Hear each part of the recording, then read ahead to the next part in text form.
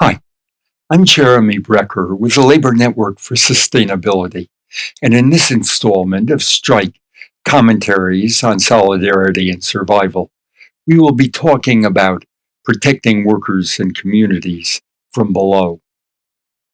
The programs that are needed to fight climate change will produce millions of new jobs. Local and state climate programs are already producing tens of thousands of new jobs. But there are two problems. The new jobs are often low paid, non union, with few benefits and little job security. And workers, families, and communities that lose jobs as a result of the transition away from fossil fuels often face dislocation and hardships that are not assuaged by the increase in jobs in other occupations and locations. Consider on the last day of September 2022, the San Juan Generating Station in the Navajo Nation burned coal for the last time. It was a victory for protection of the climate, the environment, and the health of the Navajo people.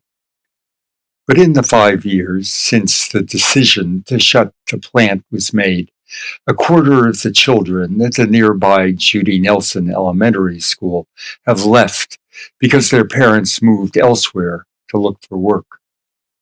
Judy Nelson reading teacher Denise Piero said, "They've taken the rug out from underneath our feet." 80% of the property taxes that fund Judy Nelson and other schools in the area come from nearby power plants, mines, and associated businesses. As the scheduled closing approached, the company served workers green chili cheeseburgers as a morale booster, alongside a big projection screen that read, "Thank you to all employees at San Juan for your years of dedicated service." In many countries, welfare state social policies provide dislocated workers and communities economic security and a chance for a new start. Healthcare, housing, education, and income maintenance programs are often generous enough to protect workers from severe hardship. When industrial facilities are shut down, industrial location policies often establish plans and investment for economic redevelopment. These protections are often expanded when economic or environmental policies adversely affect workers and communities. For example, the European Union is providing more than $30 billion for just transition programs and investments to support fossil fuel producing regions that may be affected by the European Green Deal plan to reach net zero greenhouse gas emissions by 2050. The U.S. has long lagged in such protections. It has little tradition of planning for economic change. In the face of economic transitions, workers and communities are often just thrown on their own resources, even when those resources are severely limited. The result is often long-term individual and community decline. It doesn't have to be that way. As the end of World War II approached, there was great fear that with the end of war production, American workers would be thrust back into the poverty and mass unemployment of the Great Depression.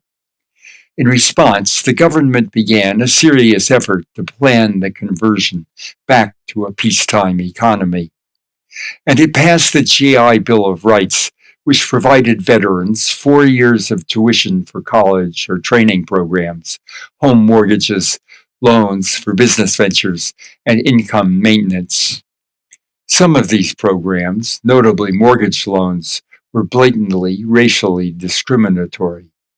But the GI Bill of Rights saved millions of demobilized veterans from return to Depression conditions and provided the educational and financial start they needed to become the most upwardly mobile generation in modern U.S. history.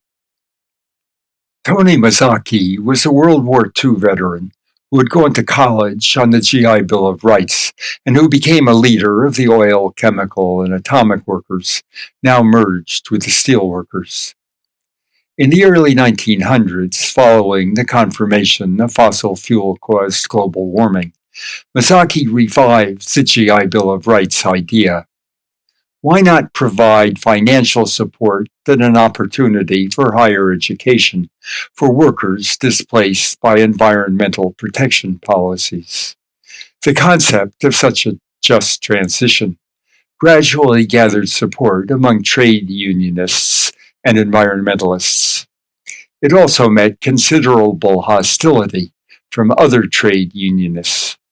AFL-CIO President Richard Trumka said dismissively, "Just transition is just an invitation to a fancy funeral." Meanwhile, the term just transition was adopted by climate justice advocates and others to describe a more general social transformation that went far beyond just protecting current fossil fuel workers. As greenhouse gas reduction policies have begun to come into effect, their impact on workers and communities has become an increasingly pressing reality.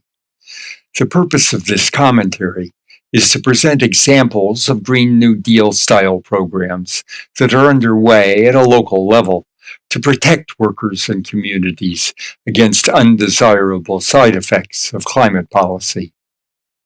Back in 2016, I was asked to give a talk at the University of Massachusetts in Dartmouth about alternative jobs and just transition for the Brayton Point coal-fired power plant in nearby Somerset. Brayton Point was the largest coal plant in New England. It had been named by the EPA as one of Massachusetts' heaviest polluters, and there was a campaign to close it. There was also great concern about the plant's 240 workers losing their jobs and other economic impacts, like loss of the plant's $12 million annual property tax payment to Somerset. I recounted experiences elsewhere and what strategies might be used to address these concerns, including background from two other New England coal-fired power plants where I had had similar discussions. The community members were very concerned, but extremely pessimistic about either finding new jobs for the plant's workers if they were displaced, or finding new economic development for Somerset. Plant workers, I was told, would most likely support a conversion to natural gas unless a clean energy alternative was guaranteed to protect their jobs. Meanwhile, a coalition of environmental groups commissioned a report on reimagining Brayton Point. It proposed converting the plant's 234-acre waterfront site to a clean energy hub, combining large-scale battery storage, photovoltaics, a food waste digester, and an offshore wind terminal. It concluded that the clean energy hub scenario provided a vision of the future that would allow for the restoration of some of the town's tax revenues, provide clean, reliable electricity for the region, provide jobs, and help advance technological innovation and reduce pollution and other industrial burdens on the town's waterfront and surrounding communities. The plant shut down in 2017, but progress toward that vision was fitful. Commercial Development Incorporated of St. Louis bought the property, started tearing down the plant, and issued plans for a Brayton Point Commerce Center. But with offshore wind development stalled by the Trump administration, they leased the property for a polluting scrap metal exporting operation. Residents objected, organized, elected a new town government, and in 2022 won a court order shutting down the operation. Finally, the vision of a clean energy hub began to come to fruition. In May 2019, grid asset developer Ann Baric signed an agreement to build a 1,200 megawatt high voltage direct current converter and a 400 megawatt battery storage plant at Brayton Point to support the offshore wind industry. And in February 2022, Prysimian Group, an Italian manufacturer of undersea cable, invested $200 million to create a high-tech manufacturing hub to make submarine cables to connect its under-construction wind farms to the mainland power grid. On July 20, 2022, President Joe Biden visited Brayton Point to announce new climate initiatives. He said, on this site, they'll manufacture 248 miles of high-tech, heavy-duty cables. Manufacturing these cables will mean good-paying jobs for 250 workers, as many workers as the old power plant had at its peak. Next, Spoon River. The Spoon River runs through a rural area in west central Illinois, centered between the Mississippi and the Illinois rivers. A century ago, the region was made famous by poet Edgar Lee Masters' Spoon River Anthology, a once banned, then best-selling expose of small-town America. Today, the region has a 13% poverty rate and an 8% unemployment rate. In August 2019, Vistra Energy informed local officials that the region's 2 coal-fired power plants would be shut down in December. The response by local schools, colleges, unions, and other institutions showed how communities can respond to such shutdowns, even within the limits of existing government programs. The 2 power plants employed 300 workers, most members of the Steamfitters Union, or the International Brotherhood of Electrical Workers. They also provided a substantial proportion of the local tax base. Spoon River College, the local community college, received $300,000 annually from the plant's property taxes. The Canton School District received over $1 million annually. Faced with losing their funding and with little advance notice to plan, the president of Spoon River College and the superintendent of the school district began meeting with other community leaders to develop a response. Spoon River College partnered with the Regional Workforce Investment Board, whose dislocated worker fund is paid for by the federal government but administered by the states. They developed a rapid response program for the 300 power plant workers who had only 60 to 90 days to find work. Their team met 4 times with workers on each of the 3 shifts to discuss career goals and aspirations. They used the workers' input to redesign their current education and training programs. They held hiring fairs with local employers, open houses at Spoon River College, and programs to connect workers with community resources. Of the 300 workers laid off in the 2 power plants, 60% were able, under the electrical workers contract, to transfer to another power plant in Illinois. 20% enrolled in a community college or university to increase their skills or change to another career. Of those, the largest number took training to get a commercial driver's license for jobs that were readily available locally. Others were trained for diesel locomotive repair, for which workers were needed at the nearby Burlington Northern repair facilities. Some studied advanced manufacturing techniques in welding and computer numerical control, skills that were in demand by Caterpillar and other nearby manufacturers. 5% of the workers started their own businesses. Most of the remaining 15% retired, with the rest moving out of state or remaining unemployed. Vistra Energy agreed to negotiate over local property tax reductions and accepted a step-down plan to cushion the impacts.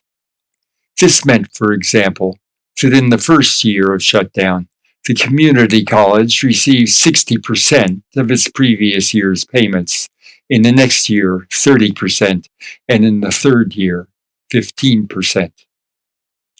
The impact of the Spoon River power plant closings are far from ended. While the property tax step down will give local institutions some time to adjust, it will not replace their lost revenue in the long run. Even if most plant workers have found new jobs, in the meantime, many of their children have dropped out of college or been otherwise adversely affected. And under state law, all remaining Illinois coal-fired power plants will be shut down within 14 years, so that workers who transferred to other plants will again be faced with losing their jobs. Our next commentary will describe the measures the state of Illinois is planning to address such impacts. But within the limits of existing programs, Spoon River Region Community Action helped ease the transition for workers and other community members. Next, the Huntley experiment. The Huntley Generating Station sits on the Niagara River, 13 miles from Niagara Falls in the town of Tonawanda, New York, a working-class suburb of Buffalo with a population of 73,000. The station was Tonawanda's largest taxpayer and also its greatest source of air and water pollution. About 70 unionized employees worked at the plant, down from 125. In 2015, its owner, NRG, announced the plant would be closed, and the next year began decommissioning it. A previous downsizing of the plant had cost Tonawanda, its school district, and Erie County $6.2 million, leading to the layoff of 140 teachers, the closing of 4 schools, and a freeze on teachers' pay. Anticipating further cutbacks, in 2013, local labor and environmental groups, including the Clean Air Coalition of Western New York, the Western New York Area Labor Federation, AFL-CIO, and the Kenmore Tonawanda Teachers Association formed the Huntley Alliance.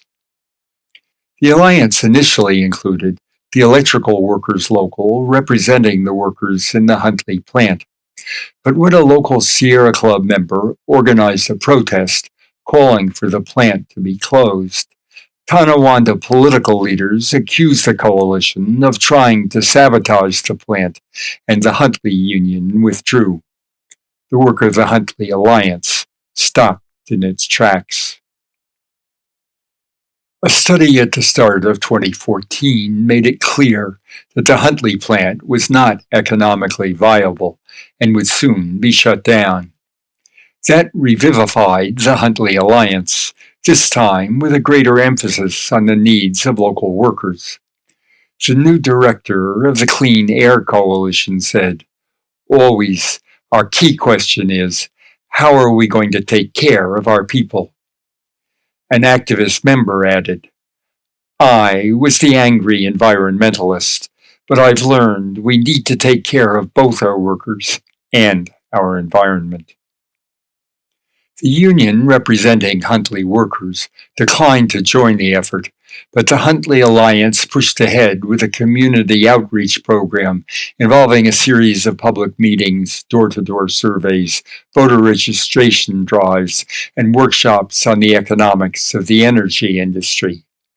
According to their surveys, residents' priorities were keeping schools intact, creating good-paying jobs, reconnecting the community to the Niagara River waterfront, expanding the tax base, protecting utility ratepayers, and improving public health and the environment.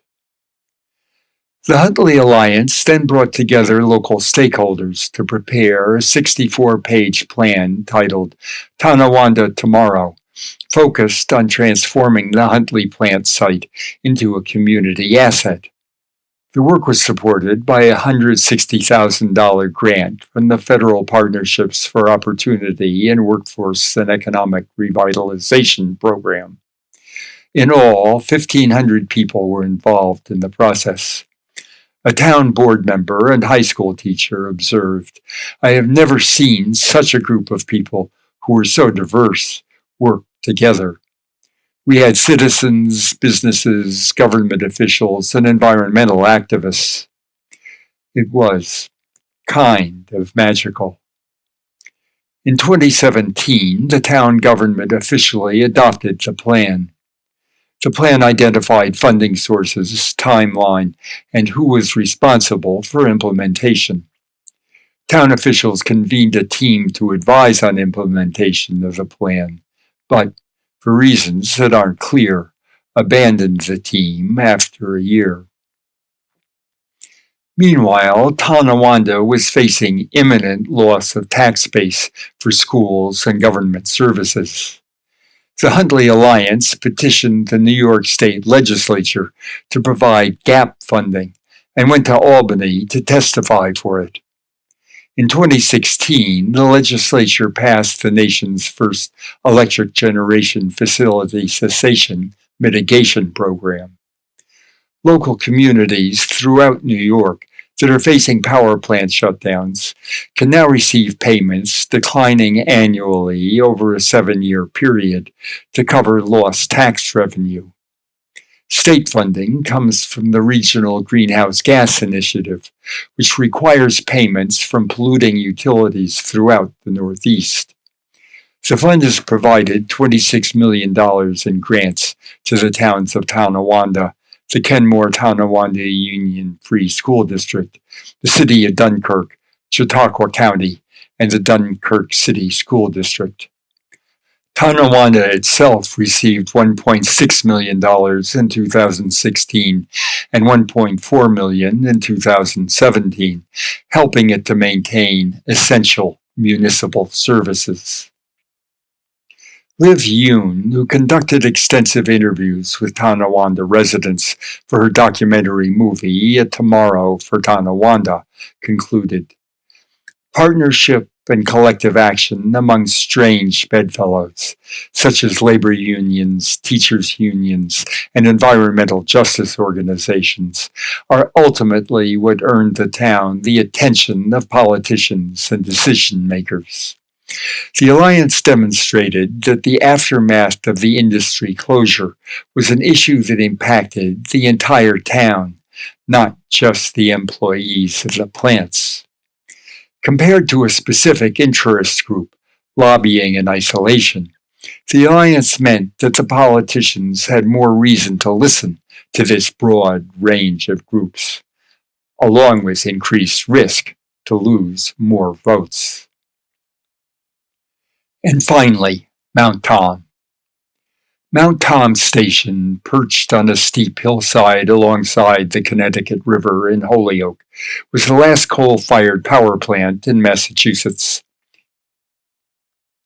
It has become the state's largest solar farm. The Mount Tom story exemplifies a community-centered approach to protecting people from the side effects of transition away from fossil fuel energy and reaping the benefits of that transition. CBS News headlined its account of Mount Tom's transition, "How One Small City Sowed the Seeds for Its Own Green New Deal." Half of Holyoke's residents were Latino Hispanic, and 30% lived in poverty. Asthma rates near the coal plant were twice the state average. A study found that 28% of Holyoke school students had asthma.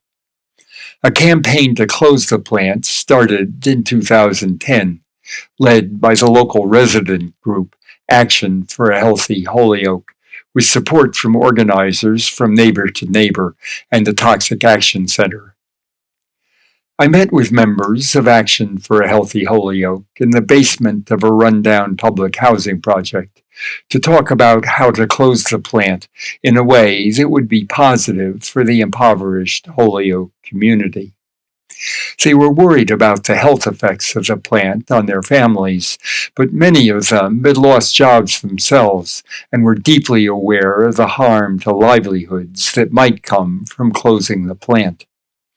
When Action for a Healthy Holyoke members met with state and company officials, they demanded not only closure of the plant, but protection for the plant's workers, including a bridge to retirement, transitional jobs and training, and severance packages.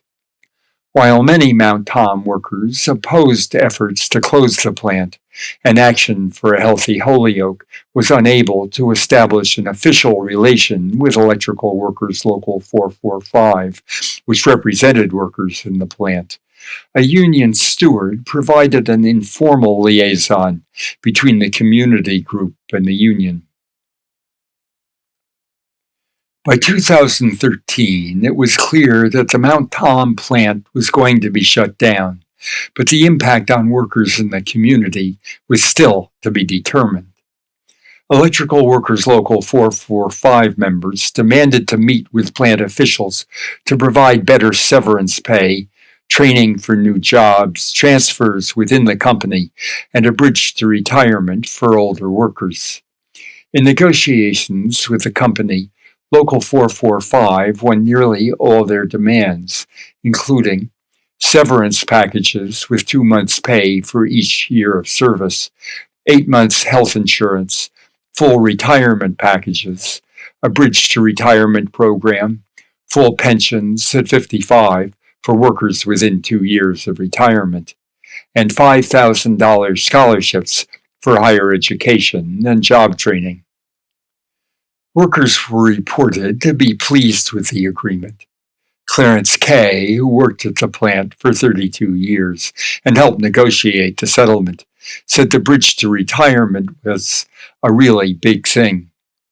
The agreement did a pretty good job giving most of us what we needed during such a tough transition. The one demand that they did not win was to have union members decommission and transition the plant. The closing of the plant also threatened the community. For one thing, Holyoke had been receiving $315,000 in taxes annually from the Mount Tom plant. At first, the plant's owner, NG North America, declined to meet with community activists, but it relented when the activists threatened to hold a press conference outside their offices, and city officials pressured them to meet.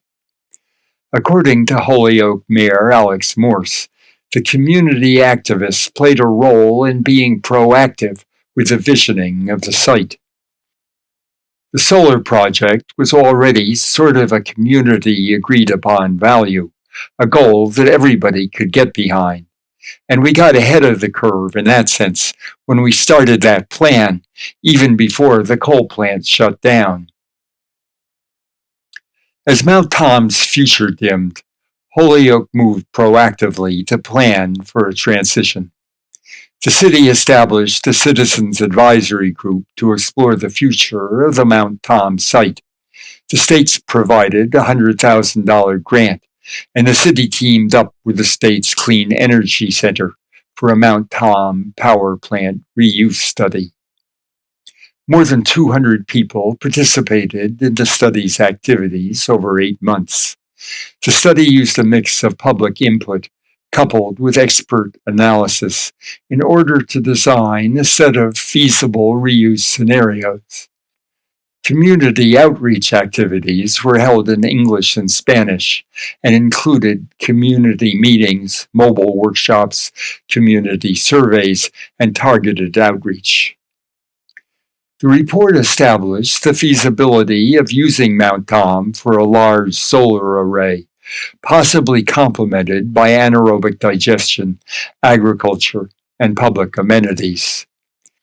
After initially standing aloof, the plant's owner, NG North America, partnered with the city-owned utility Holyoke Gas and Energy to provide solar-sourced electricity for the city.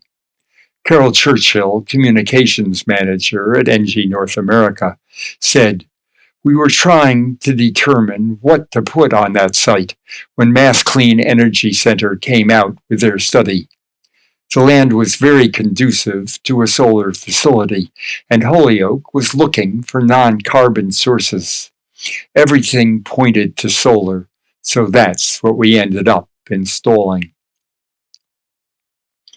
By 2017, 17,000 solar panels had been installed and were running on Mount Tom. The next year, the company installed 3 megawatts of battery storage on the site to provide electricity when the sun doesn't shine. Holyoke City-owned utility company, which also uses hydropower from the Connecticut River, now runs almost completely on clean energy. Mayor Alex Moore says, "We have an ambition of being a carbon-neutral community. We get closer and closer with each project like this." The city is continuing to seek job and revenue-generating investment for the site, ranging from manufacturing to cannabis production. These examples show what communities and workers can do to protect themselves against the worst effects of energy transmission. These examples show what communities and workers can do to protect themselves against the worst effects of energy transition. The results are far from perfect, but they put people in a position to be more than roadkill thrown on the economic scrap heap. The closing of major infrastructure like a power plant has a wide effect, not just on the facility's employees, but on local communities, economies, and governments. Because of this impact, there is a need for, and the possibility of, diverse constituencies coming together to address the problem collaboratively. Most of the successful efforts at a local level to protect workers and communities have depended on coalitions that brought together groups who had not customarily worked together. These efforts have developed in the absence of federal programs to integrate protections for workers and communities into the energy transition we are undergoing, let alone the far greater one we need. They show many of the kinds of actions that are necessary to keep the burden of climate protection from being dumped on those who are most vulnerable.